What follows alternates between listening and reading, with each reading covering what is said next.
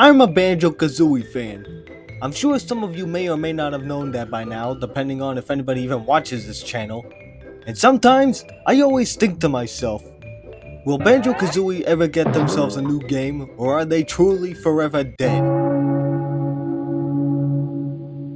For those of you who don't know, and don't have a childhood, Banjo-Kazooie is a 3D platforming collectathon game that was released on the Nintendo 64 back in 1998. It was created by the British studio called Rareware, or as they go by now, Rare. Or as they really go by now, the stupid godforsaken company who won't stop making more content for Sea of Thieves. Don't believe me? Go and take a look at their 18th season, why don't you? 18 seasons on a game released 8 years ago. Sea of Thieves is so overmilked that Rare themselves built an honest-to-God barn for it. Plus, call it a hunch, but I do also believe that Sea of Thieves is responsible for why Rare's old team left Rare to start their company Playtonic instead. For example, imagine you're at a party. You've been going to this one guy's party for years now. This guy is also the host of said party, and the DJ too, playing a whole bunch of songs that everyone loves. Then suddenly the host begins to play repeats of that one same annoying song over and over, going on and on and on. Then you can go up to the host and tell him to stop playing that same song and play something else that they like. But the host just says no and keeps playing that one song that he likes instead. Then, you and the other guests of the party have no other choice but to leave that stupid host's party and host a party of your own. That's what it kind of feels like with Rare pushing away the old devs' ideas just to keep making Sea of Thieves, and the devs having no choice but to leave and make Playtonic. Honestly, I wouldn't blame them. I'd also do the same thing if that were to happen to me. The only actual new game that Rare ever did make during the time was the new Battletoads, and that was released 5 years ago! Now that I've ranted about current Rare, let's talk about Banjo-Kazooie and why it feels important to me. Well, for starters, look at it! It's a game that looks like a Saturday morning cartoon, and it even has silly Hanna-Barbera sounds too. All the characters look simple and funny and not too overwhelming like characters in today's games are, and their names are fitting for them too. And the main collectible is of a jigsaw piece, which are the symbol of autism, and that's what my friends and I have. So it kinda feels like I can relate to this game in some way. I don't want to sound like that kind of person, but I'm desperate for a new Banjo-Kazooie game, remake or not. I've got their merch, I make my own merch of them, and they're also my main in Super Smashy Bros. And speaking of Smashy Bros, you cannot tell me that you were also hyped to see the Bear and Bird in action back at E3 2019. I was in my freshman year of high school when that happened, and I felt like I was on top of the world to see the true favorite buddy duo return after a several-year-long hiatus and could potentially foreshadow a new game in the works. Then the hype died down. 6 years pass and... NOTHING?! What do you mean, nothing? What was the point of their inclusion in the game then? Nostalgia bait? I genuinely thought that we would eventually get our hands on a new Banjo-Kazooie game if we were to make them relevant again by featuring them in a modern-day game like Smashy Bros. Boy, was I wrong! And you wanna know the super frustrating part? Rare themselves said that if Banjo-Kazooie's hype and Smashy was super popular, then they would consider making a new game for them. Then afterwards, they're all like, I know we say what we said before, but nah, we have changed our minds now. They ain't worth shit anymore. In fact, none of our old IPs ain't worth shit. But we'll do some art for our 40th birthday to commemorate what we used to do, but refused to do it. Now we must get back to overmilking old pirate game. That's our favorite out of the bunch. Cheerio!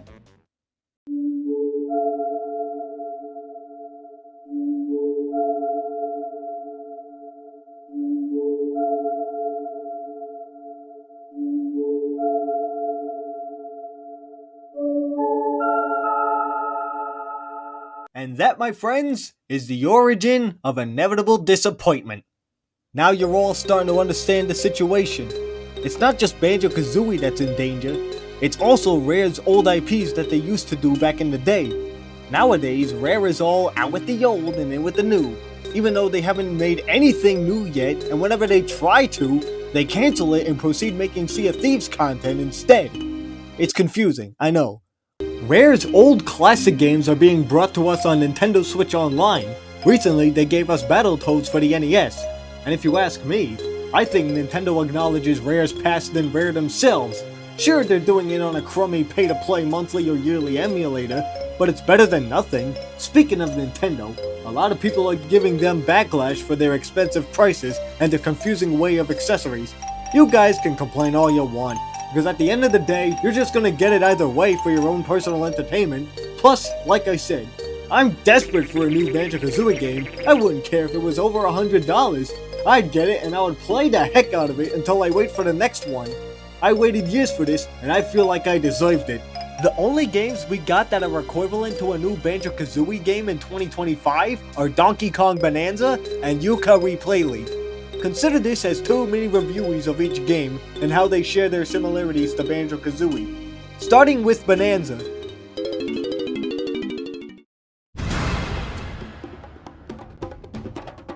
Not only is this the newest Donkey Kong game since Donkey Kong Country Tropical Freeze back in 2014, but it's also the second 3D platformer in this series since Donkey Kong 64 back in 1999. In Bonanza, there are no rules. You can play however you feel like playing because of the mechanic to destroy the layers of the world. DK's also got a new little buddy by his side, a 13-year-old girl named Pauline, or as how I like to call her, Smalline. And she hangs out with DK on his back. See what I mean when I say there are some similarities to Banjo-Kazooie here? It's not just that though, but they can both make music together, which is another mechanic that's used to progress through the game. Speaking of music, some of the background songs sound like they came straight out of a Rare game too, and they even brought back some classic songs from the past Country games and even DK64. The NPCs in the game look like characters out of a Rare game as well, one of them being the Fractones, sentient crystal rock creatures with googly eyes that sometimes speak in rhymes.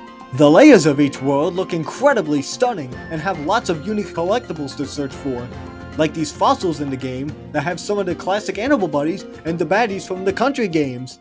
And the villains in this game, Voidco, splendid character designs. They look like the group of bad guys you would see in a TV show.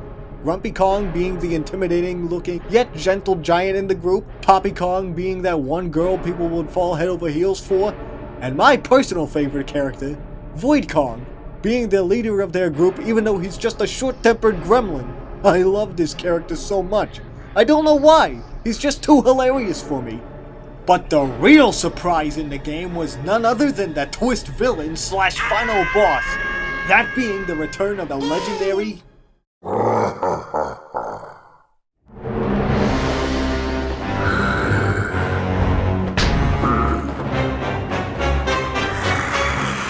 King K. Rool, leader of the Kremlin crew, the most chaotic evil villain ever in a Nintendo game, period. But it's not just K. Rool who's back, but the other Kremlin crew as well. Critters, Neckies, Claptraps, Kabooms, Zingers, the whole squad is here, and it all builds up to the climax of the game.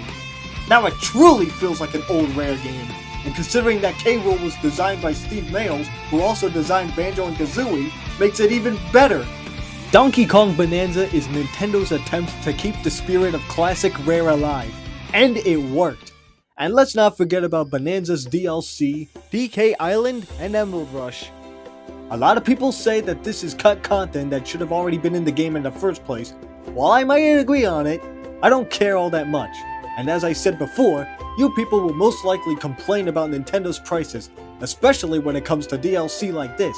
But come on people, $20 is $20. You could easily get that kind of moolah by scrubbing the dishes for half an hour at a Waffle House. Probably. But let's talk about the DLC itself. For starters, we're introduced to DK Island, which looks amazing! It looks like an almost exact replica of DK Island from Donkey Kong 64, except with a few changes here and there. The island head is in the shape of DK's redesigned head, which isn't all that bad.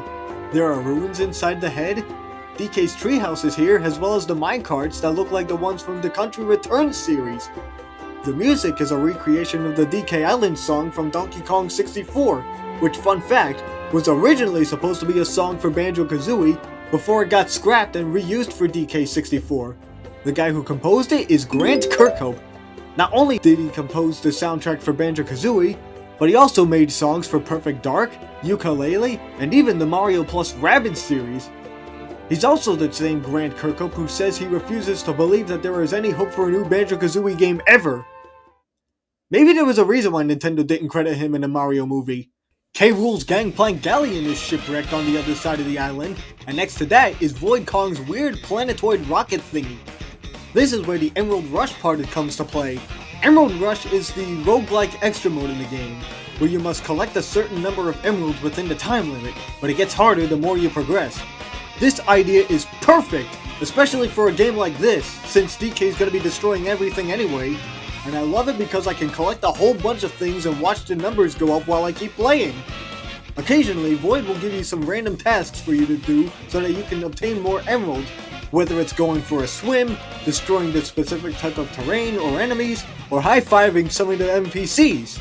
Emerald Rush is also jam-packed with special unlockable things like being able to do a rush at a different layer, getting new clothes, and extra banana chips which you can give the Squawks to Parrot in exchange for special statues to place all around DK Island. Speaking of statues, nearing the end of every month, a special limited edition Emerald Rush event will be made that will give you the opportunity to get more banana chips and special statues of classic characters. Recently, we've gotten the hidden remains of Chunky Kong and Lanky Kong.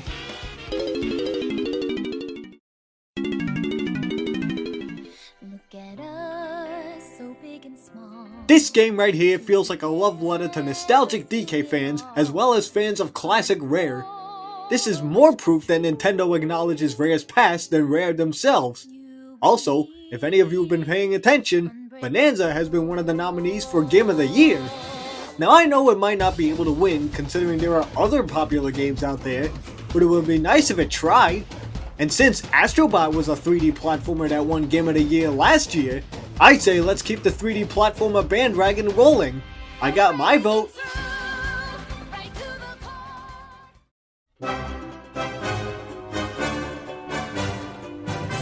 Now let's take a review of Yuka-Laylee Replay. Now I'll be genuinely honest here, I have never played the first Yuka-Laylee game. Cause one, my stupid brain thought of these guys as replacements of Banjo-Kazooie. And two, I think that's pretty much it. Although I did hear that the game was a bit janky and nothing like the original Banjo-Kazooie, so that felt like another reason to skip it. Yeah, I was a bit nitpicky with this game. Then they made the impossible layer, and I was all like, alright, they made a sequel, big deal, all video games make sequels. Then they announced the teaser of Yuka-Laylee Replay, and that's when the jealousy started to kick in. The fact that the spiritual successor of Banjo-Kazooie got a remake of their game before Banjo-Kazooie could get a remake of theirs really felt like a switch kicking the nuts and bolts. And also not to mention Playtonic rage-baiting us about them being the favorite buddy duo instead. At first, I didn't want to do anything with that game and refused to play it. But after I finished 100%ing Donkey Kong Bonanza, I had nothing else better to do. Then I saw that Yuka-Laylee Replay was on sale, so I say to myself, what the hell, why not? And I went ahead and bought it. Yeah, tacky, I know. But it was made by the same guys who made Banjo-Kazooie, so what else did you want me to do, huh? We play as Yuka, the well-mannered chameleon, and Laylee, the back sassy bat whose ego is bigger than her nose. Their story is that they get themselves shipwrecked on their way looking for treasure. As they're traversing through a cave, they come across this magical thingy called the One Book. The One Book! The One Book is real! As it turns out, the One Book was kidnapped and locked up by the game's antagonists, Capital B, an evil corporate overlord desperately making money like modern-day Disney, and Dr. Quack, his assistant that is barely any respected, like, at all. But after Yuka and Laylee rescue the One Book from its cagey, the evildoers attempt to get the One Book back by having a giant vacuum suck up all the books in the world, including the One Book. However, their attempt was short-lived when all the One Book's pages got ripped out and were scattered all over different worlds within Ivory Towers. However, they hatch up another plan. By doing nothing. Pretty lame, I know.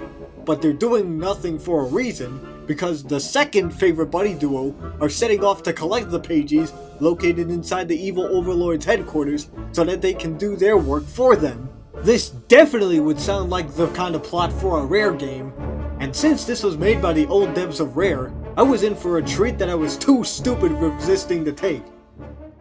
In case you don't follow, this game is book themed. Our main collectible are book pages called pages, which act like the jiggies. There are quills that act like the notes.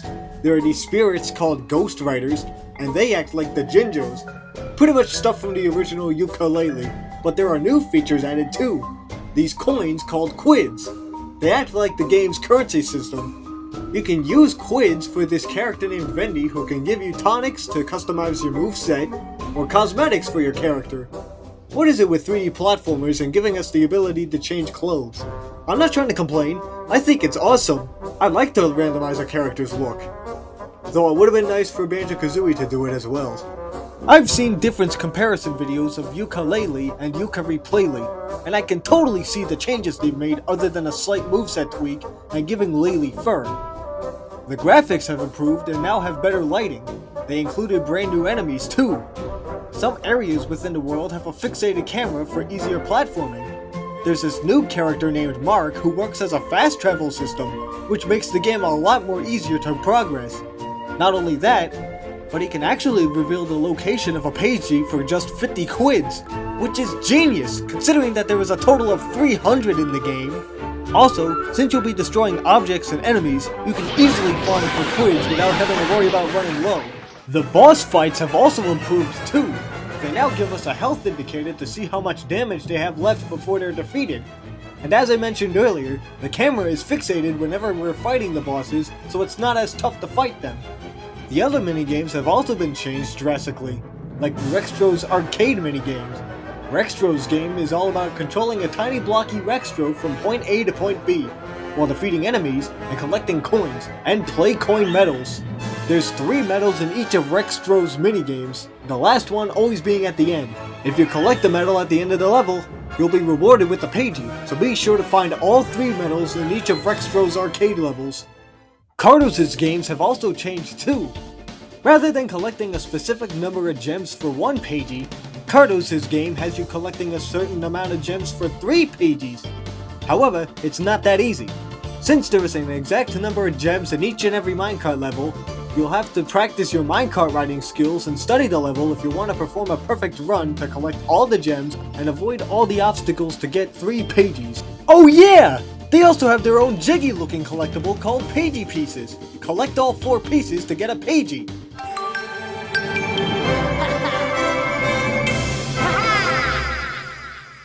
Now this game has slowly grown on me.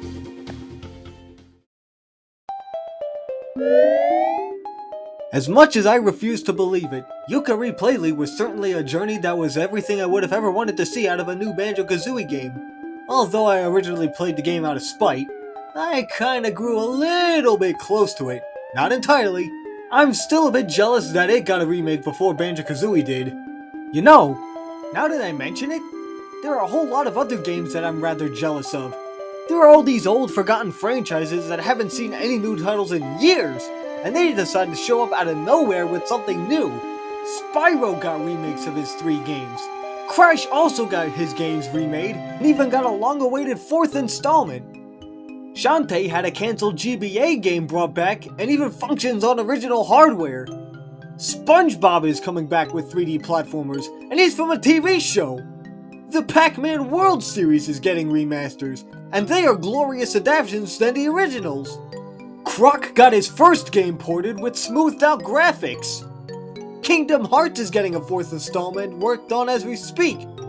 Rayman fans created an event for his 30th anniversary and had devs from Ubisoft themselves tag along in the event as well. But the one that absolutely broke me the most was Bubsy 4D! What could possibly go wrong? Are you f***ing kidding me? Bubsy 4D. Bubsy. I still haven't recovered from that name. Bubsy. The least likely and least liked franchise to ever get a new game comes back with a new game. And the worst part is, it actually looks fun to play. Why is Banjo-Kazooie the only franchise to constantly get cast aside by these other separate IPs, some of them way older than them, and left to rot away? It just isn't fair. What crime did Banjo-Kazooie ever commit to become so neglected by their own creators? There are so many fans out there, not just fans, but believers, that pray to see a new installment in the Banjo-Kazooie series. They did it once with Smashy Bros, and they could do it again for a new game. There are people out there keeping the spirit of Banjo-Kazooie alive at all means, from Let's Plays to... Oh, you do that! I missed that! Oh my god, I thought there was a what? What? I thought that was water! I thought that was water! Go get them notes again! to ROM hacks,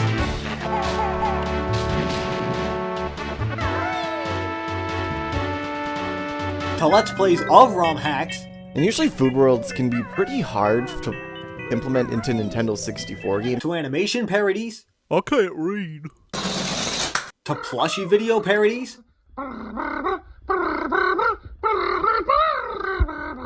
to recreating their soundtrack,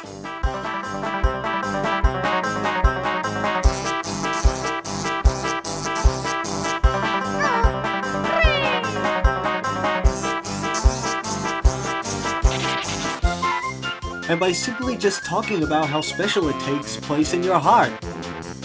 And if you haven't played Banjo-Kazooie yourself, find a way to play it, or ask a friend to tell you all about it. But in the end, all we can do is hope, cope, eat some cantaloupe? Yeah, I should stop talking. But what do you guys think? Is Banjo-Kazooie truly dead? Or will our prayers for a new title bring them back to life? Comment down below to share your thoughts. Leave a like, subscribe, hit that notification bell if you want to see more of this channel, depending on if I keep wanting to be making more content for it. And I'll see you folks next time. Bye!